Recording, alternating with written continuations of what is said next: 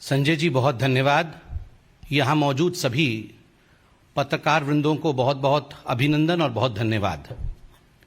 एक बहुत ही गंभीर विषय को लेकर भारतीय जनता पार्टी ने आज ये प्रेस कॉन्फ्रेंस बुलाया है और आप सभी जानते हैं गुजरात दंगे 2002 में जिस प्रकार से तत्कालीन मुख्यमंत्री गुजरात के और वर्तमान के हमारे प्रधानमंत्री माननीय मोदी जी को अपमानित और उन्हें बदनाम करने की चेष्टा उस समय की political party, ruling political party Congress ने जिस प्रकार का षड्यंत्र रच के किया था, समय के साथ धीरे धीरे परत दर परत सच्चाई सामने आ रही है।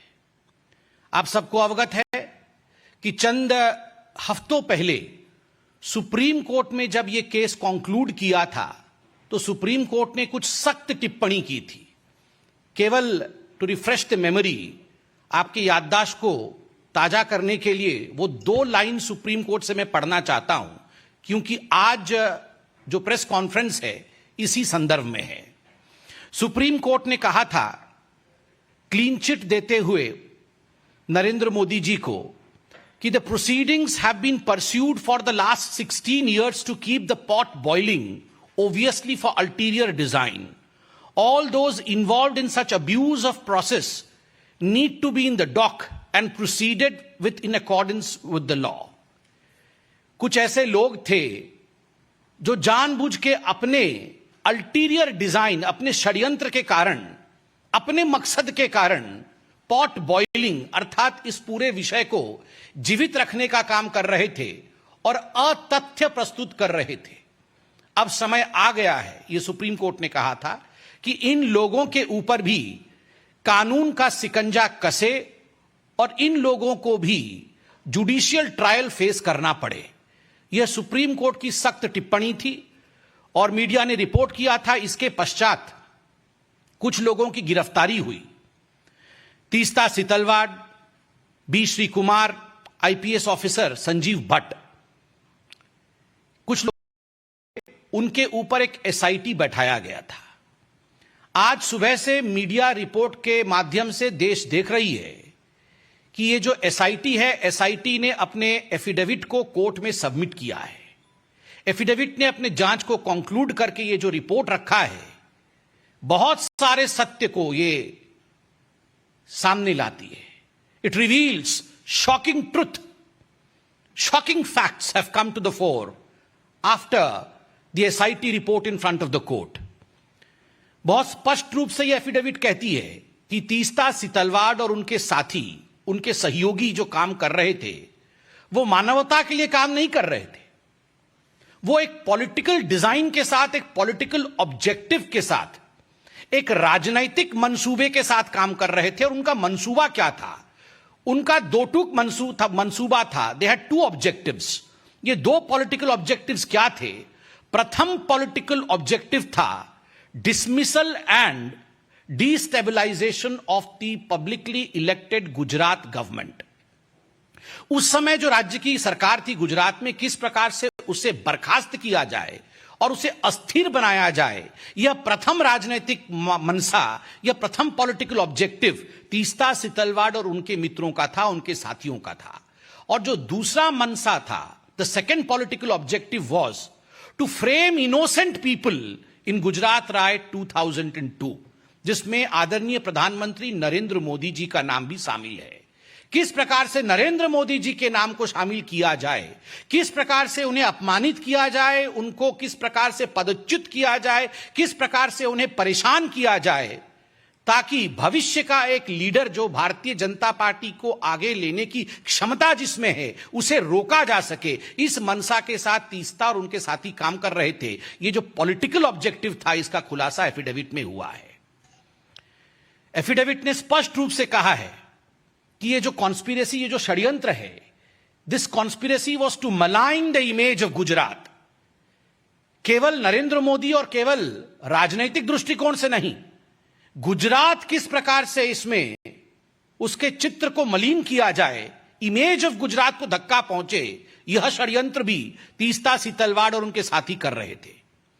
और दुख का विषय, जो हम कह रहे थे, जो हम सोच रहे थे, जिस पर डिबेट और डिस्कशंस होते थे, आज एफिडेविट में वो हकीकत सामने आया है कि षड्यंत्र तो हुआ, षड्यंत्र के रचयिता कौन थे? Who were the ones who were driving these conspiracies? Ahmad Patel, Shri Ahmad Patel, जो पूर्व के कांग्रेस के दिग्गज नेता, राज्यसभा के मेंबर ऑफ पार्लियामेंट और मुख्यतः chief political adviser to the then Congress president Sonia Gandhi. मैं आज इस मंच से अहमद पटेल जी की शांति की कामना करता हूं। वो आज हमारे बीच में नहीं है और भारतीय जनता पार्टी संवेदनशीलता में विश्वास रखती है। अहमद पटेल तो मात्र एक नाम है, he is just a name. The driving force behind Ahmed Patel was his boss Sonia Gandhi. Ahmed Patel तो मात्र एक नाम है, काम तो सोनिया जी का था। नाम अहमद पटेल, काम सोनिया जी, इसलिए अपने मुख्य राजनैतिक सचेतक, अपने मुख्य पॉलिटिकल एडवाइजर अहमद पटेल के माध्यम से सोनिया जी ने गुजरात के छवि को धूमिल करने की चेष्टा की। अहमद पटेल जी के माध्यम से सोनिया जी ने नरेंद्र मोदी जी को घेरने की चेष्टा की, उन्हें अपमानित और उन्हें किस प्रकार से निष्कासित किया जाए इसकी चेष्टा की। और यह पूरे षड्यंत्र की रचयिता सोनिया गांधी है। और आगे बड़े स्पष्ट शब्दों में यह एफिडेविट कहती है, मीडिया से हमने एफिडेविट डाउनलोड किया है क्योंकि मीडिया एफिडेविट चला रही है। And I would like to quote from the affidavit, and I quote, the applicant Setalvad held a meeting with Ahmed Patel and received rupees 5 lakh at the first instance, where the money was given to her by one of the witnesses on the instructions of Patel. 2 days later, they met at the circuit house at Shahibabad in Ahmedabad, where she received rupees 25 lakh more from Patel. This amount was not for relief work, as relief activity was carried out by Gujarat Relief Committee. There were many other political leaders in the meeting. पैसे दिए गए और जो पहला किस्त गया है वो पहला किस्त 5 + 25 अर्थात 30 लाख का पहला किस्त सोनिया गांधी जी ने तीस्ता सीतलवाड़ को दिया। अहमद पटेल जी हमारे बीच में नहीं है, अहमद पटेल जी ने तो केवल डिलीवर किया, दिया सोनिया जी ने अपनी तिजोरी से, डिलीवरी की अहमद पटेल जी ने और लिया तीस्ता सीतलवाड़ ने। और याद रखिए, ये 30 लाख उस जमाने में केवल पहला किस्त था। This was just the first instalment. इसके आगे न जाने कितने करोड़ों रुपए सोनिया गांधी जी ने नरेंद्र मोदी जी को अपमानित और बदनाम करने के लिए, झूठे षड्यंत्र में फंसाने के लिए, बीजेपी को नीचे गिराने के लिए, बीजेपी कैसे आगे ना बढ़े इस चेष्टा में, और केवल बीजेपी और मोदी को पीछे रख करके राहुल गांधी को प्रमोट करने के लिए तीस्ता सीतलवाड़ का इस्तेमाल इस पैसे से सोनिया गांधी जी ने किया। और एक बड़ी बात जो एफिडेविट कहती है, this money was not for relief work. यह पैसा कोई रिलीफ वर्क के लिए नहीं था, किसी गरीब के लिए नहीं था, किसी दुखियारी के लिए नहीं था। यह पैसा उनके पर्सनल यूज के लिए था, क्योंकि गुजरात रिलीफ कमेटी बनी हुई थी। जो भी पैसा रिलीफ वर्क के लिए जाता था वो इस कमेटी में जाता था।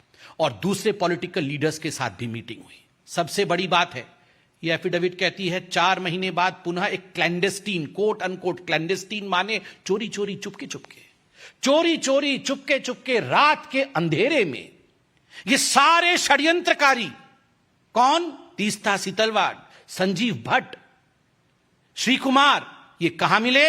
ये अहमद पटेल जी के घर में मिलते हैं और उसके बाद कांग्रेस के बड़े बड़े दिग्गज नेताओं के साथ मिलते हैं। What was the purpose? The only purpose was to destabilize and dismiss the Gujarat government and to defame the then CM of Gujarat, Narendra Modi ji. एक ही मकसद था, उसको लेकर इनकी मीटिंग होती है। आज जो रिपोर्ट आए हैं वो दिल को दहला देते हैं कि ये सब जो षड्यंत्र कर रही थी, जो मैलिशियस काम कर रही थी तीस्ता सीतलवाड़, इससे प्रसन्न होकर, अति प्रसन्न होकर सोनिया जी ने पद्मश्री दिया 2007 में तीस्ता सीतलवाड़ को। केवल पैसे नहीं, पद्मश्री भी दिया गया। और यह पद्मश्री देने का काम तो अहमद पटेल जी नहीं, ये तो सोनिया गांधी जी खुद कर रही थी, चयन तो वही करती थी। और याद रखिए, ये तीस्ता सीतलवाड़ सोनिया गांधी जी के किचन कैबिनेट अर्थात एनएसी नेशनल एडवाइजरी काउंसिल की मेंबर थी। Teesta सिटलवाड was one of the coveted members, a revered member of the National Advisory Committee of Sonia Gandhi, which was a non-constitutional body, and she worked according to the advices of Teesta Sitalwad. बंधुगण, आज अखबारों में यह भी छपा है कि तीस्ता सितलवाड राज्यसभा की सीट चाहती थी, राज्यसभा का नॉमिनेशन चाहती थी। ये तो हम सरकार में आ गए, वरना आज तीस्ता सितलवाड हो सकता है गृह मंत्री होती, हो सकता है आज एक बहुत बड़े पद पे होती। किस प्रकार से ये सरकार पहले चल रही थी। और अंत में ये एफिडेविट कहती है miss appropriation of funds for personal use, personal use के लिए मिस अप्रोप्रिएट किया फंड। और ये जो फंड मिस अप्रोप्रिएट किया, इसका एक एफआईआर हुआ था, फिरोज खान पठान ने किया था गुलबर्ग सोसाइटी के। गुलबर्ग सोसाइटी के खुद फिरोज खान पठान ने किया था कि पैसा तो हमारे नाम पे इकट्ठा किया, म्यूजियम बनाएंगे ऐसा कहा, किंतु ये सारे पैसे आपने खर्च किए अपने ऊपर। और मैं आज एक मोटा सा दस्तावेज लेके आया हूं।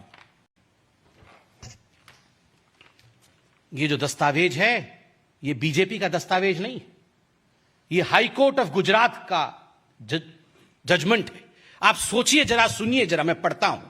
द डाटा रिसीव्ड, मैं आपको एक एक करके पढ़ के सुनाता हूं कोर्ट के ऑब्जर्वेशन क्या था। Money which was meant for the poor and the needy have been misappropriate by the applicants for their own materialistic pleasure and comfort.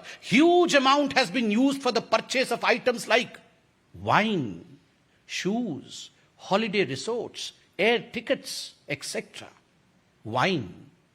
Wine और शूज, हॉलिडे रिसोर्ट्स, ये है तीस्ता सितलवाड की हकीकत। वाइन एंड शूज, रिसोर्ट्स, गरीबों के पैसे के ऊपर इस प्रकार का जुल्म। और सुनिए कोर्ट क्या कहती है।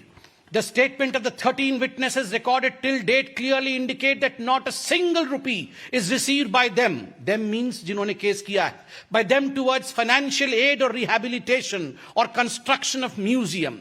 Investigation has revealed that it is only after the publication of interviews, photographs, articles relating to the Gujarat riots, and more particularly after the massive campaign in 2008 onwards for collecting funds for establishment of the Museum of Resistance for the Gulbarg Society, that the funds started flowing into the two NGOs in crores.